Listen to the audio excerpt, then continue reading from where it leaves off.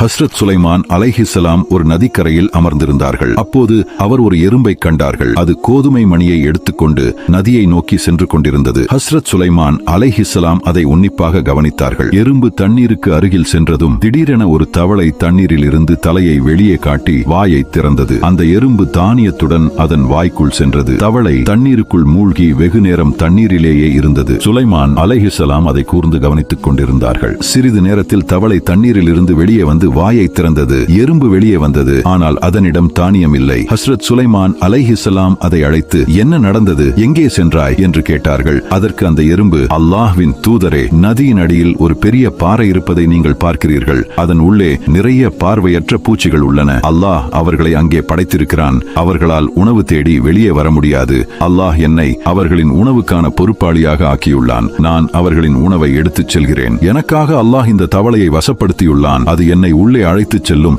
அதன் வாயில் இருப்பதால் தண்ணீர் எனக்கு எந்த தீங்கும் செய்யாது.